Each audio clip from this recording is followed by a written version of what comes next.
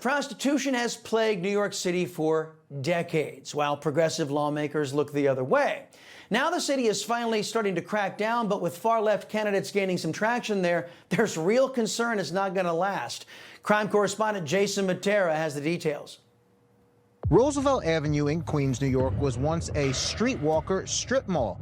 Drugs, prostitution, and gangs operating in plain sight. Now it's a flashpoint in the city's crime cleanup. But no one's claiming victory just yet. Migrant women were openly soliciting in broad daylight, flashing sex service signs as kids walked by, even while Mayor Eric Adams and his deputies stood right there, surveying the scene.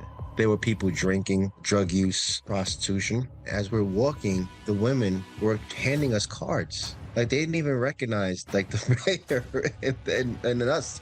They were handing us cards to get sexual services from them. And the mayor says, this cannot happen. We have to do something about this. City officials rolled out Operation Restore Roosevelt, a multi-agency blitz on brothels and other criminal networks. These residents deserve more. It should not happen anywhere in our city. That's why we're here, and the manpower is real. Since the launch, crime in the area has dropped nearly 30%, according to the deputy mayor. But he's not spiking the football.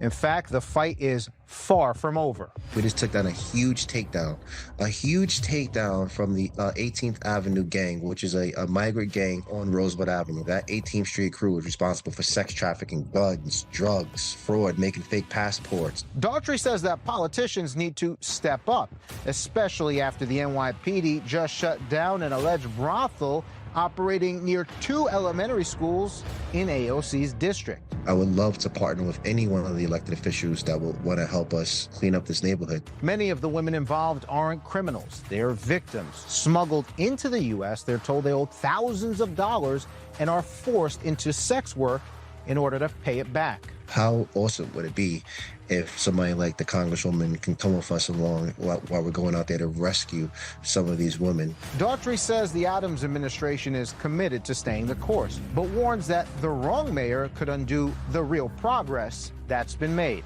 We had 8 years of defund the police. Now you're seeing a shift throughout the country where people are focusing more on restoring law and order. From gangs to human trafficking, Roosevelt Avenue shows what happens when lawlessness goes unchecked and what's at risk if far-left leaders regain control.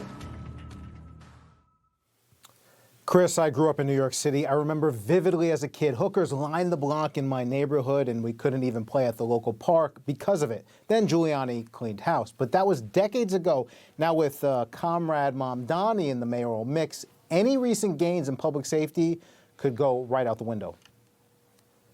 Yeah, Jason, look, New Yorkers, I think I've been saying it, they're at a crossroads in the next election.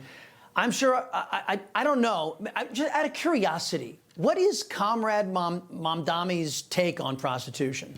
Yeah, you're going to be shocked. He's all for legalizing it and turning parts of the Big Apple into a government-approved open-air sex market, perhaps to go along with the government-run grocery stores. Mamdani is not shouting it from the campaign trail, but he's been clear, legitimize prostitution as though it's a noble profession. So you've been warned, New York. You've been warned. Yes, socialism, communism, prostitution, a lot of stuff there. Go ahead and vote, New York. Go ahead and vote. Jason Mattera, live from the Florida newsroom. Man alive. Thank you, sir. Information. Truth. Is freedom. Is Newsmax. It's real news for real people.